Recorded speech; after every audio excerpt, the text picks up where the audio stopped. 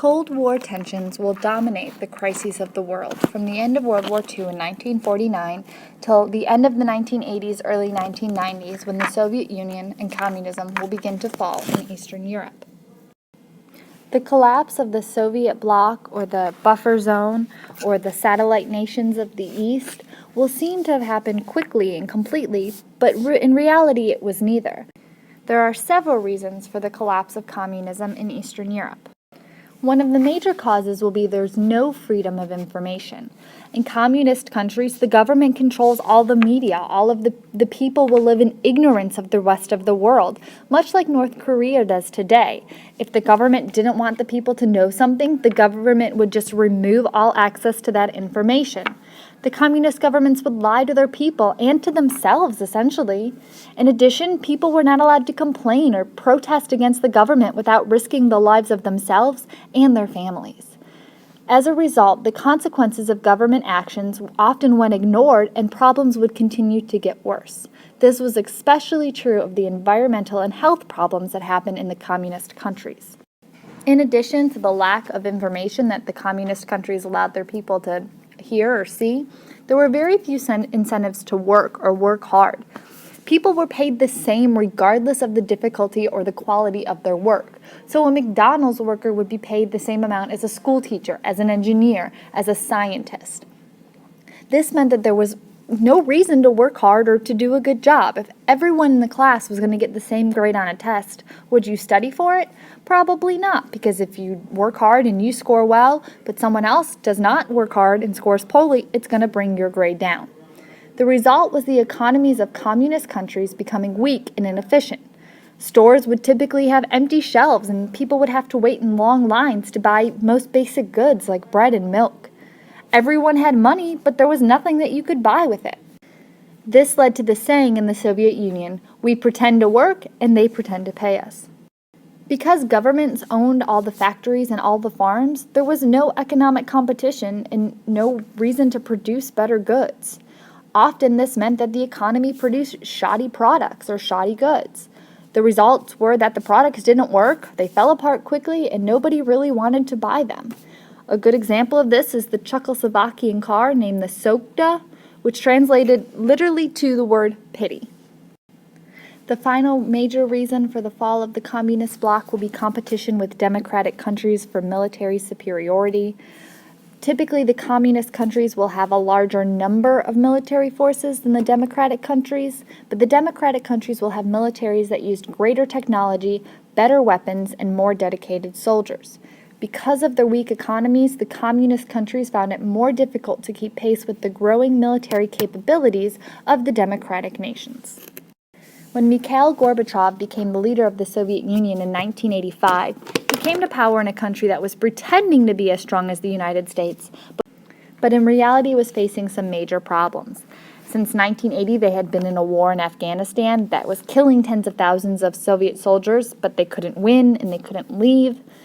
American military superiority, with America being able to produce more advanced weapon system and having a stronger economy. The economy of the Soviet Union itself was falling apart. Its economy was inefficient, mismanaged, was economically stagnant, and a declining standard of living for the Soviet Union had become the norm. New devices such as audio and videotape cassettes will allow people to produce and spread information into the communist bloc countries. Information about the outside world, including movies and music, were smuggled into communist countries, and information about abuses and problems in the communist countries were being spread to the rest of the world. Gorbachev quickly realized that he could not ignore these problems, and that if the Soviet Union was to survive, he had to solve them. While his goal was the preservation of the Soviet Union with a communist government, Gorbachev will try to reform the country. He'll face several problems, including trying to reform a government that never admitted any problems, getting the support of a population that had always been abused by its government, while trying to maintain military power against the United States, but Gorbachev will try. Beginning in 1985, Gorbachev will announce two new major programs in the Soviet Union to try to learn about the full extent of the economic problems in the Soviet Union and gain support of the population in solving these problems. The first program was called Glasnost, which literally means openness.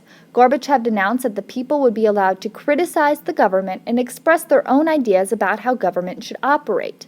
Books and movies that were banned were now allowed, political prisoners were released, and non-governmental news agencies were now allowed to exist.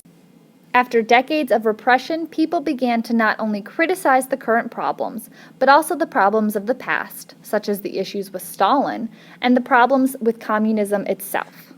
Gorbachev's second program was called Perestroika, which means economic restructuring.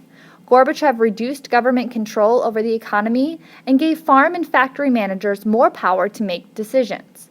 He also allowed people to set up private businesses to compete with government-owned companies. The goal was to improve Soviet industry. The result was that Soviet firms became aware of the poor quality of their factories and their products. Many companies had such poor performance that they were technically bankrupt, but the government kept feeding them money to keep them operating. The first test and failure of Gorbachev's new programs was the Chernobyl nuclear disaster in April of 1986. During a routine test of safety equipment on one reactor at the Chernobyl nuclear plant, a faulty gauge malfunctioned and caused the reactor to melt down. The nuclear material in the reactor overheated and exploded, scattering radioactive material into the atmosphere. American and European governments quickly became aware of the problem, but the Soviet government refused to admit that there had been a disaster at the nuclear plant. Worse, the Soviet government will lie to its own people. It refused to admit the disaster for several days until it could no longer deny the problem. By that time, over 1 million people had been exposed to harmful radiation.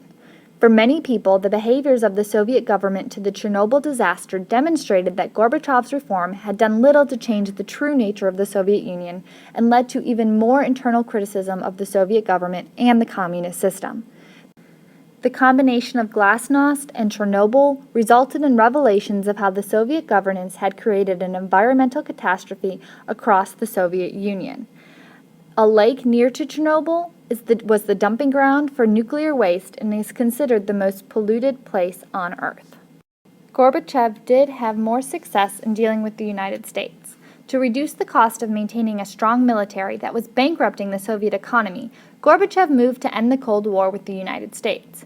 In 1987, Gorbachev and American President Ronald Reagan reached an agreement on the reduction of medium-range nuclear missiles when they signed the Intermediate Range Nuclear Forces Treaty, INF. This was the first of several nuclear weapon reduction treaties that would ease the Cold War conflict between the U.S. and the USSR. Since the end of World War II, the countries of Eastern Europe had been under control of the Soviet Union, and the Soviet Union stationed its armies within these countries to control their governments. When these countries attempted to overthrow communism, the Soviet Union would step in to restore the communist governments. In 1956 in Hungary and in 1968 in Czechoslovakia, the Soviet army will violently crush democratic revolts. The Soviet Union viewed these countries to be within their sphere of influence and wanted them to be their buffer zone between the American army in Western Europe and the Soviet Union. When Gorbachev became the ruler of the Soviet Union, he realized the cost of controlling Eastern Europe was draining the Soviet Union of valuable resources. In 1987, he announced a radical change to the Soviet policy when he said, "Each people determines the future of its own country and chooses its own form of society. There must be no interference from outside, no matter what the pretext." This set the stage for the countries of Eastern Europe to break free from communist control. Poland will be the first country to break away from the Soviet Union. In 1978, John Paul II, a Polish archbishop, became Pope of the Catholic Church and began an anti-communist campaign to support Poles against the Soviet Union. In 1980, the workers at shipyards in Poland will form a union called Solidarity and go on strike and win. However, it will be a short-lived victory. The communist government banned Solidarity and put the country under military rule. While this gave communists control, it also hurt the Polish economy. Finally, in 1988, as the economy reached a state of crisis and workers refused to go to work, the military agreed to meet Solidarity's demands for free elections. In 1989 and in 1990, the Polish people voted out the communist government and replaced it with representatives of Solidarity. This was the first time in history that a communist government had been voted out of power.